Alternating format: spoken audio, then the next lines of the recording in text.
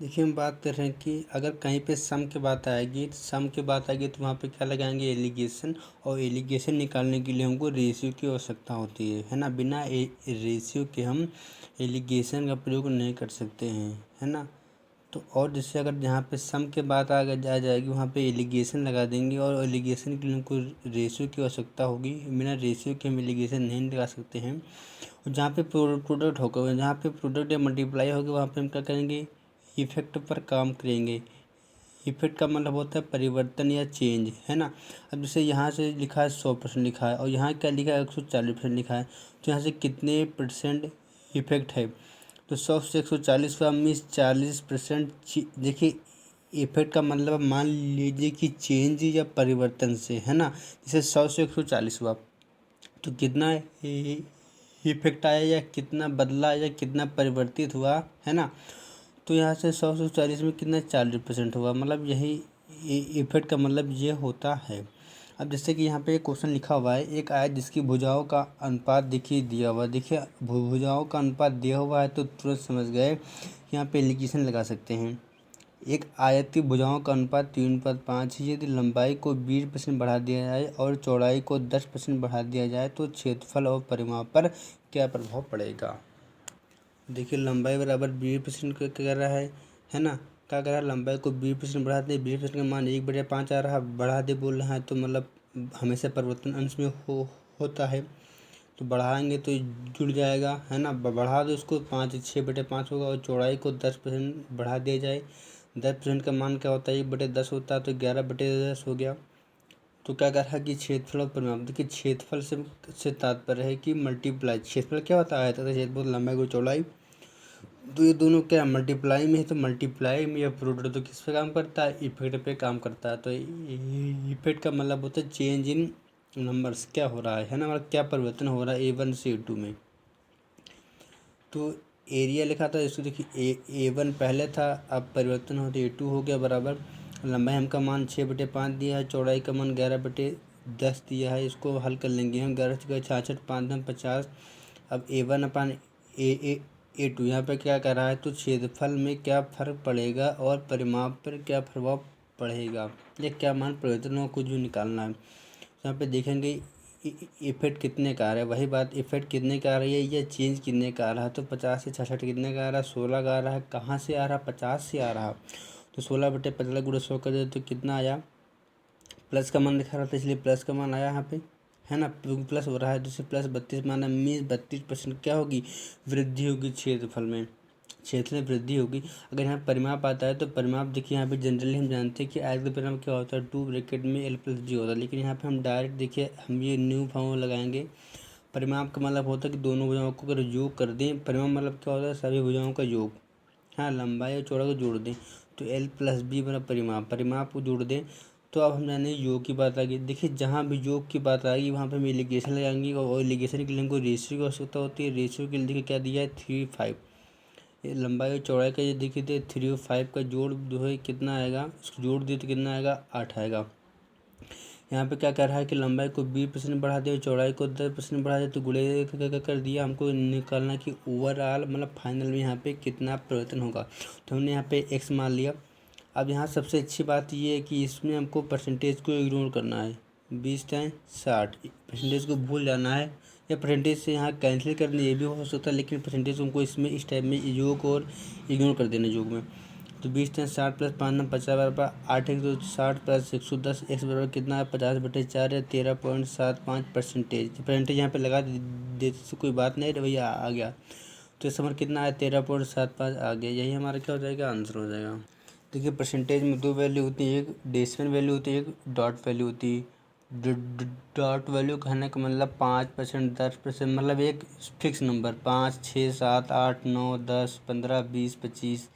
Dot value क्या होती है, मतलब कि जिसमें 5.02 नहीं होगा, मतलब कि चुप शांत एक नंबर हो, 10 हो या 11 हो, 12 हो, 18, 25, 56, 58, 20, 53। ये कौन सी डॉट वैल्यू। लेकिन डेसिमल वैल्यू क्या होती है, डेसिमल वैल्यू होती है 5.05, मतलब डेसिमल वैल्यू का मतलब जो डेसिमल दशमलव में लिखा हो, है ना। 5.88 या 7.69, दिस सब क्या डेसिमल वैल्यू है।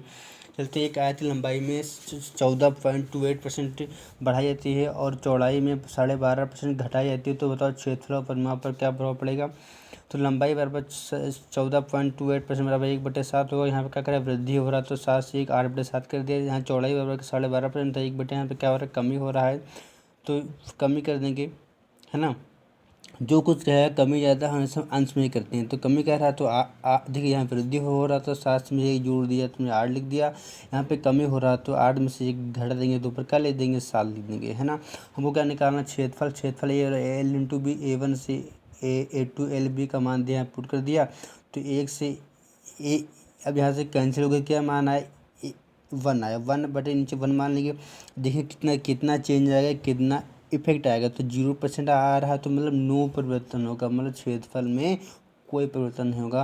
अगर यहाँ पे परिमाप बोल रहा है तो परिमाप देखिए नहीं निकाल पाएंगे, क्योंकि परिमाप देखिए किस पे काम करता है, परिमाप का मतलब होता है योग, और हम जानते हैं कि क्या योग के लिए हम एलिगेशन पर काम करते हैं और एलिगेशन के लिए रेशियो की आवश्यकता होती है, जो कि यहाँ पे रेशियो नहीं दिया है, तो इसलिए इसका परिमाप का आंसर क्या होगा, CND हम नहीं निकाल सकते हैं।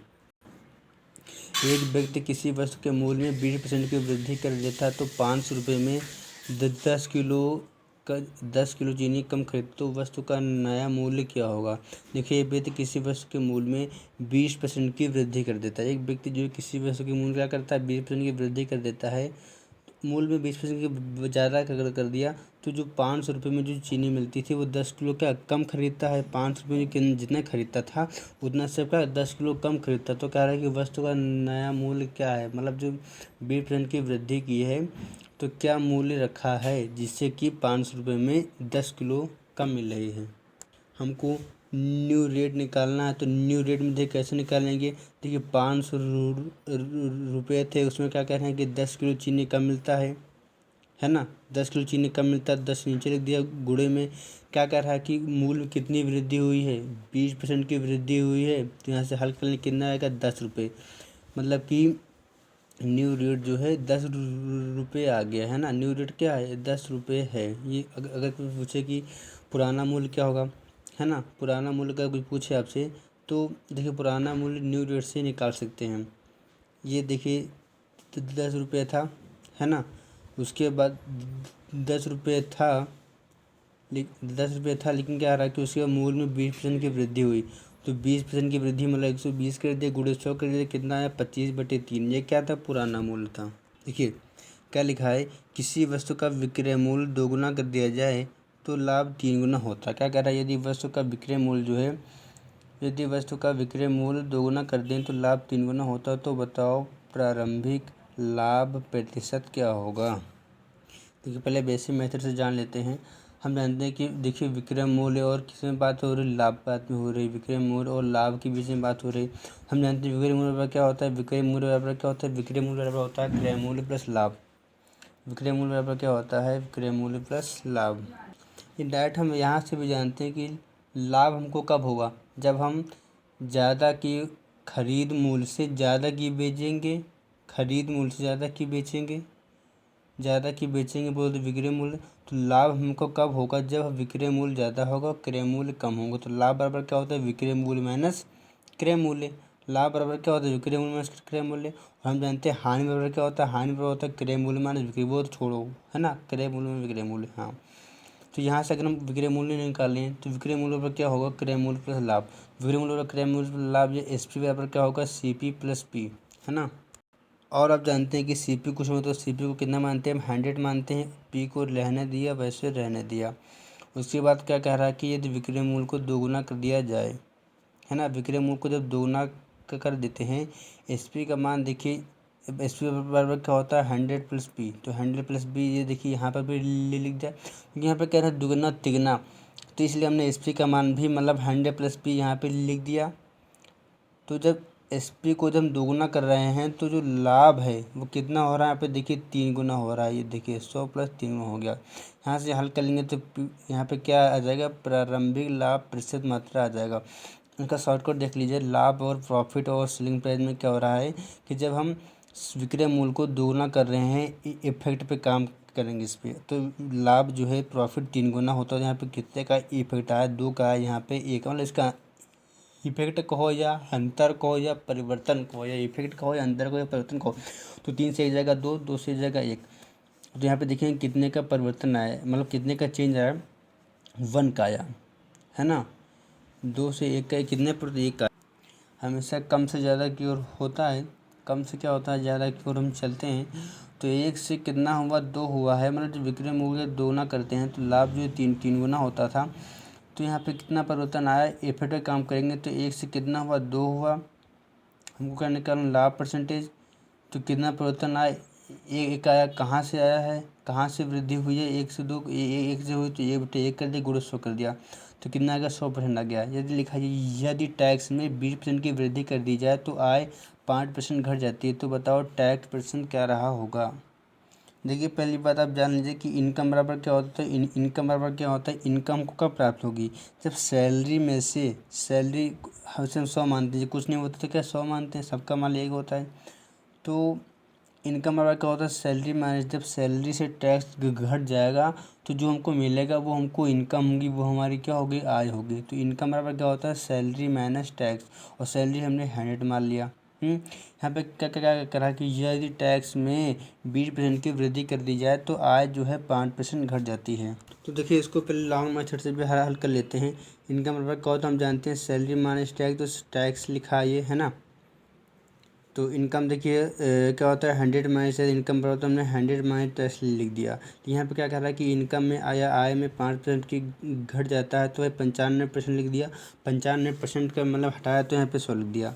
और क्या होता है, और अब क्या होता है, टैक्स में 20% की वृद्धि होती है तो 100 माइनस टी, 20% की वृद्धि हुई थी तो कितना लिख दिया हमने, 120% लिख दिया। परसेंटेज हटाया तो क्या कर दिया, बटे 100 कर दिया।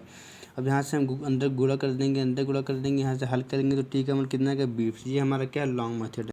तो अब ज़्यादा दिखेगा कुछ बातें कि प्रॉफिट और लॉस या लाभ या हानि या छूट, है ना, प्रॉफिट लॉस डिस्काउंट, लाभ हानि या छूट, ये किस पर काम करता है या इसका इफेक्ट किस पे पड़ता है, तो सेलिंग प्राइस पड़ता है। और टैक्स या बोनस, टैक्स या बोनस जो है इनकम पर काम करता है, टैक्स या बोनस इनकम पर काम करता है। और अब याद रखिएगा मार्कअप किस पे काम करता है, मार्कअप काम करता है एमआरपी पे। देखिए मार्कअप क्या होता है, जैसे 100 रुपये क्या खरीदे और 150 हमने लिख दिया, मतलब मार्क प्राइस क्या लिख दिया, मार्क प्राइस, है ना, मतलब एमआरपी, सॉरी एमआरपी लिखा 150। तो जो और हमको मिला 130 रुपये की, मतलब उसमें 20 रुपये ज़्यादा प्रिंट है। तो जो बढ़ा हुआ सीपी से बढ़ा हुआ मूल्य होता है, क्रय मूल्य से, क्रय मूल्य से बढ़ा हुआ मूल्य, तो बस है कि क्रय मूल्य से बढ़ा हुआ मूल्य क्या कहलाता है, क्रय मूल्य से बढ़ा हुआ मूल्य वो मार्कअप कहलाता है, वो हम जानते हैं। अब जैसे कोई भी चीज़ है 150 रुपये प्रिंट है लेकिन हमको मिली 130 रुपये की, मतलब कि 150 रुपये लिखा था लेकिन 20 रुपये हमको कुछ कम मिला, मतलब कि 20 रुपये ज़्यादा बढ़ा के लिखा हुआ था। अब जैसे है ना 100 रुपये, 100 रुपये का हमको मिला सामान और उसमें 150 रुपये लिखा हुआ था। 100 रुपये का सामान मिला हमको, उस पर प्रिंट कितना था, 150 रुपये।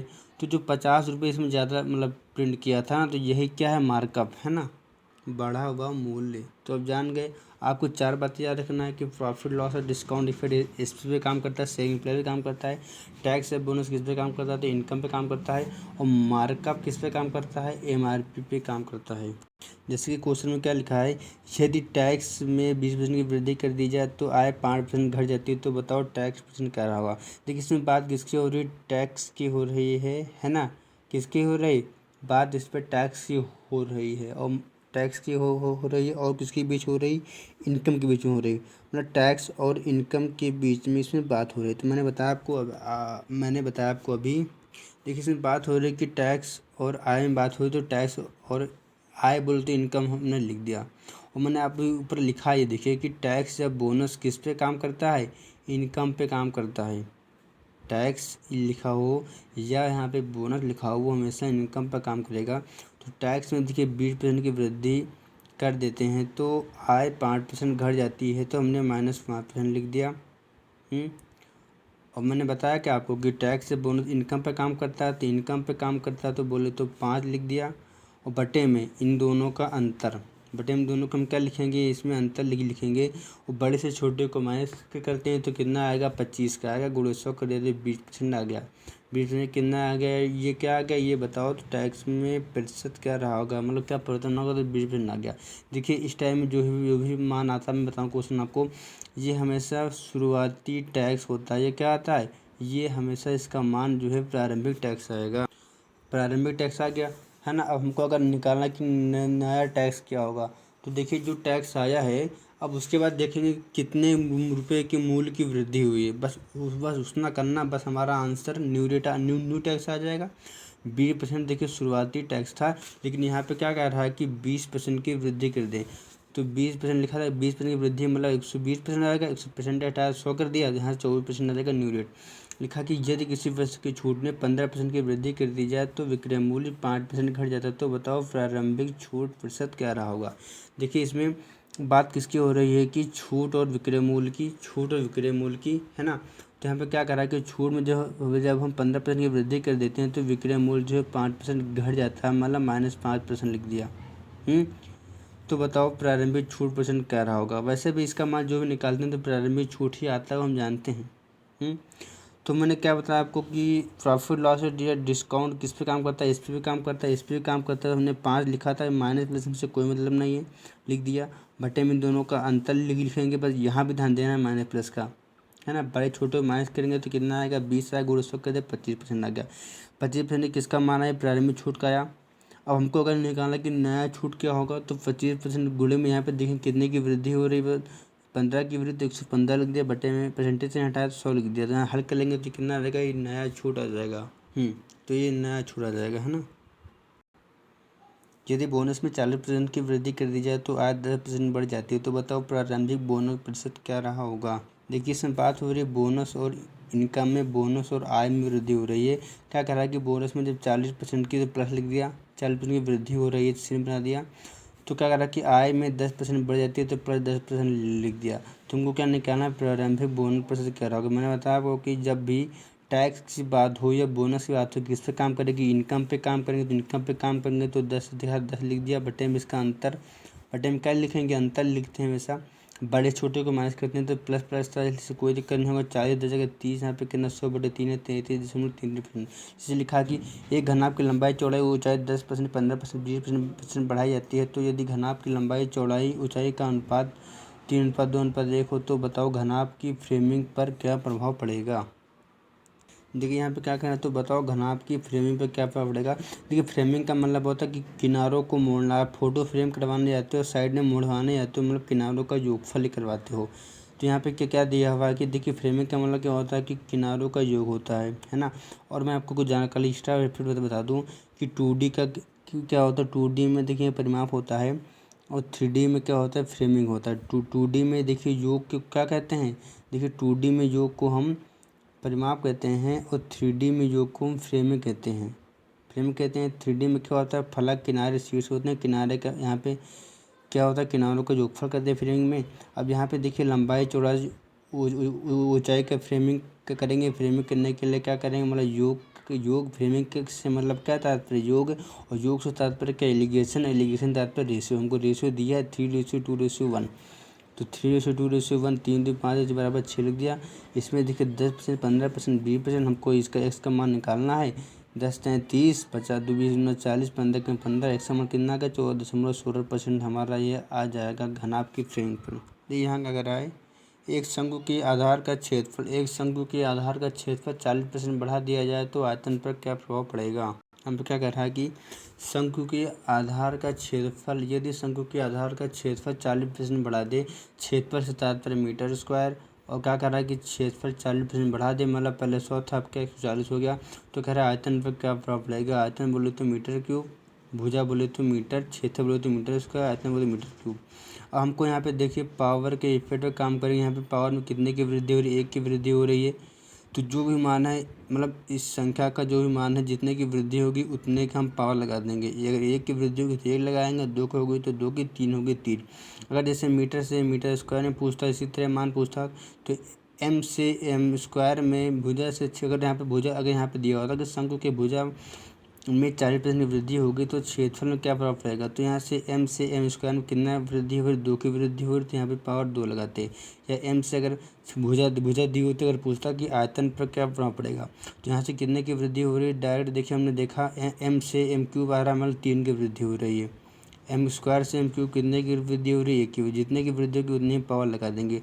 और यहाँ पे देखिए मीटर दिया होता, मीटर मतलब भुजा दिया होता। हम जानते हैं कि भुजा दिया हो तो जो कुछ भी दिया हो तुरंत उसका आप साइन लिख दो। भुजा दिया है तो मीटर, क्षेत्रफल दिया तो इसको मीटर स्क्वायर, आयतन दिया है तो मीटर क्यूब। जब इसको लिख देने से आपको क्लियर हो जाएगा कि कितने की वृद्धि हो रही। तो यहाँ से अगर भुजा दी होती तो मीटर स्क्वायर कर देते तो 5 का स्क्वायर कर देंगे 26 का। तो यहाँ से देख लेंगे हम 50 50 36, यहाँ कितने की वृद्धि होगी 25, 9 की वृद्धि कहाँ से 25 से गुणे 100 कर यहाँ से मान आ जाएगा। तो यहाँ पे देखा मीटर क्यूब देखा, तो यहाँ से कितने की वृद्धि, यहाँ पे क्या करा था तो आयतन पर क्या प्रभाव पड़ेगा। तो हमने एक पावर क्या, और जब पावर एक करेंगे तो मानने परिवर्तन होगा, तो यहाँ पे डायरेक्ट क्या +40% ही आएगा। देखिए एक वस्तु के मार्कअप में 40% की वृद्धि कर दी जाए तो अंकित मूल्य 20% बढ़ जाता है। तो बताओ नया मार्कअप परसेंट क्या रहा होगा। देखिए MRP या अंकित मूल्य क्या होता है। जो MRP हमेशा क्रय मूल्य से बढ़ा हुआ मूल्य ही, मतलब हमेशा आदमी जो खरीद के लाता है, जैसे CP मतलब क्या होता है खरीद के लाया, तो उसमें कुछ बढ़ा के लिखेगा तभी तो वो फायदा होगा। तो क्रय मूल्य से बढ़ा हुआ मूल्य ही हमारा अंकित मूल्य कहलाता है। यहाँ पे किसकी बात हो रही है, किसी वस्तु के मार्कअप में 40% की बात हो, मतलब मार्कअप में हो रही और अंकित मूल्य में, मार्कअप में और अंकित मूल्य तो मार्क प्राइस में बात हो रही। मैंने बताया था आपको कि मार्कअप किस पे काम करता है, मार्क प्राइस पे काम करता है। और यहाँ पे क्या कह रहा है कि मार्कअप में 40% की वृद्धि हो रही है और अंकित मूल्य में 20% वृद्धि हो रही है। हमने बताया था कि मार्कअप मार्क प्राइस काम करता है, तो 20 लिख दिया, अंतर कितने का है 20 का आया, गुणे में 100 कर दिया, तो कितना आया 100% आ गया। इस तरह में आप जानते हैं कि हमेशा पुराना आता है, हमको अगर नया मार्कअप निकालना है 100 आया। देखिए कितने की वृद्धि हो रही, 40% की वृद्धि हो रही तो 140 लिख दिया, 140% लिख दिया, परसेंटेज हटाया तो बटे में क्या करते हैं 100 कर दिया। यहाँ से हल कर लेंगे। इसे लिखा है गाँव की जनसंख्या का लिंगानुपात कितना है, 6:800 है। तो बताओ कितने, ये देखिए इसको हल कर लेंगे, यहाँ पे सॉरी बना जाएगा। एक गांव की जनसंख्या का लिंगानुपात 800, तो बताओ कितने परसेंटेज महिलाएं हैं। देखिए इसके ऊपर कल 2 बातें हैं कि देखिए इसमें पुरुषों की संख्या, क्योंकि हम देखिए हम 6 रेशियो या जो लिंगानुपात निकालते हैं ये हमेशा 1000 पुरुषों पर निकालते, क्या निकालते हैं 1000 पुरुषों पर महिलाओं की संख्या, 1000 पुरुषों पर महिलाओं की संख्या को लिंगानुपात कहते हैं। तो जो दिखाता है, जो संख्या लिखा होता है कि 800 महिलाएं हैं, तो ये महिलाओं की संख्या को जैसे जैसे लिखा कि लिंगानुपात 800 है, तो जो 800 है ये महिलाओं की संख्या को दिखाता है। और 1000 पुरुषों पर ही चूँकि निकालते हैं हम, 1000 पुरुषों पर ही महिलाओं की संख्या को क्या कहते हैं, लिंगानुपात कहते हैं। तो इसमें जो महिला जो दिखाती हैं वो महिला संख्या होती है और पुरुषों की संख्या 1000 तो फिक्स होती है। तो मैंने बताया आपको कि जो लिंगानुपात दिखाता है ये हमेशा महिलाओं की संख्या को दिखाता है। यहाँ पर क्या गाँव की जनसंख्या का लिंगानुपात देखिए 800 है, और मैंने बताया आपको मेल की हमेशा 1000 पुरुषों पर ही महिलाओं की संख्या निकालते हैं, तो 1000 देखिए मेल के 1000 फिक्स है। तो बताओ कितने परसेंटेज महिलाएँ हैं। यहाँ से हमने एक रेशियो भी बना लिया, कितना है 5:4 आया। हमको क्या निकालना कि कितने परसेंटेज महिलाएं हैं। तो हमने 4 महिलाएं हैं, कहाँ से हैं, टोटल से 9 गुणे 100 कर दिया, 44.44% आ गया। एक गांव की जनसंख्या में 20% महिलाएं, तो लिंगानुपात या सेक्स रेशियो ज्ञात करो।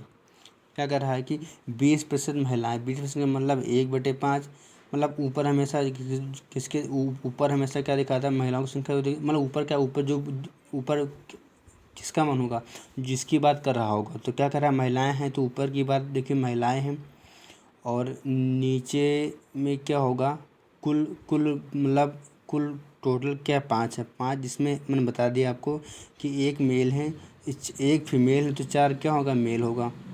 मतलब कि मेल जो है कितने हैं 4 हैं और फीमेल कितना है 1 है।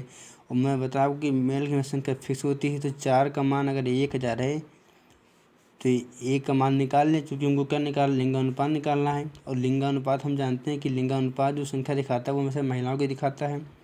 इसे 4 बराबर, क्योंकि महिला, क्योंकि पुरुष संख्या फिक्स है उनका परिवर्तन होना, परिवर्तन महिला में होगा।